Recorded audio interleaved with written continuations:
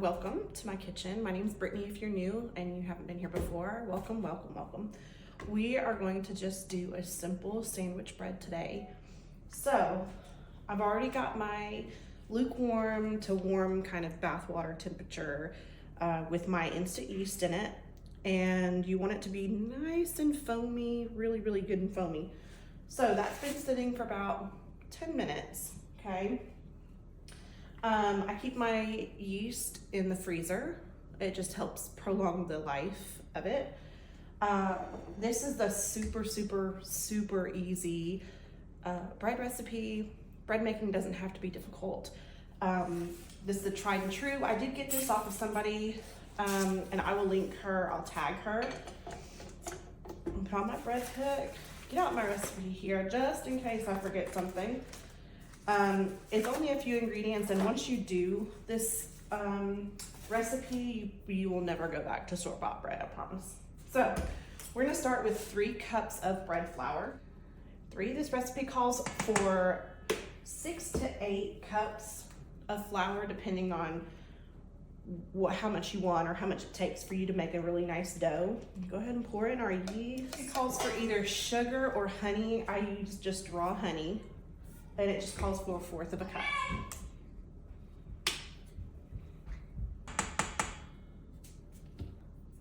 Fourth cup of oil. I'm using avocado oil.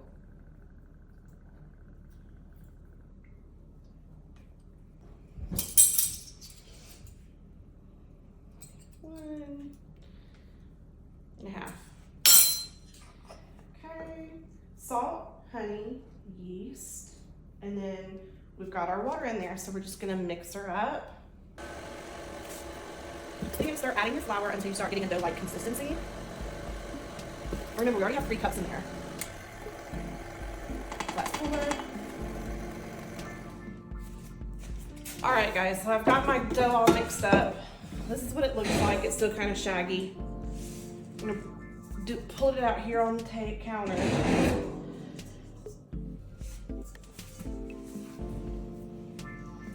We'll knead it just a minute so that it's not quite as shaggy. And then we're gonna put it in a bowl to rest and rise for about an hour or 2 until it's doubled in size. About like that. Alrighty guys, here's the fun part. We get to punch this down. Look at how beautiful. Look, it rose really well, it's pretty. So here's what we're gonna do. We're gonna put a little bit of oil in our hands. You can also use flour, whatever you wanna use. Get out your frustration, right? Okay, it's gonna deflate a little bit. We're gonna let them out here on the counter. And then we're gonna separate these into 2 equal-ish loaves of bread. And I'm gonna knead this just a smidge.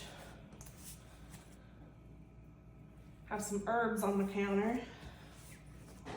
Okay, we're gonna eyeball it and kind of split it in 2. We have our oven preheated to 350.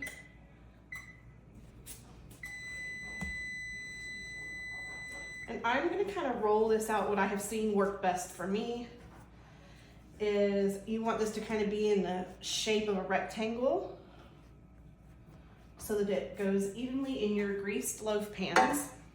Okay.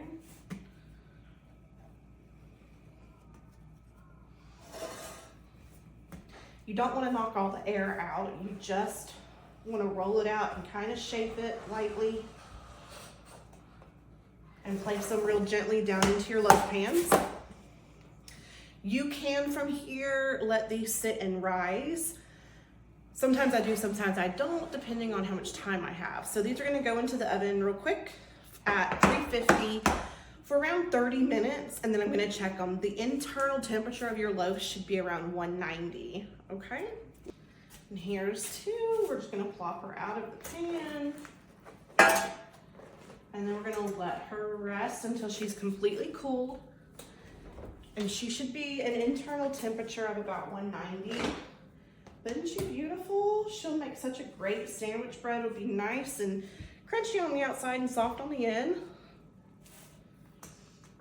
I will go ahead and cut this for you. Typically you let it completely cool, but let's look at her. Ready? Ugh.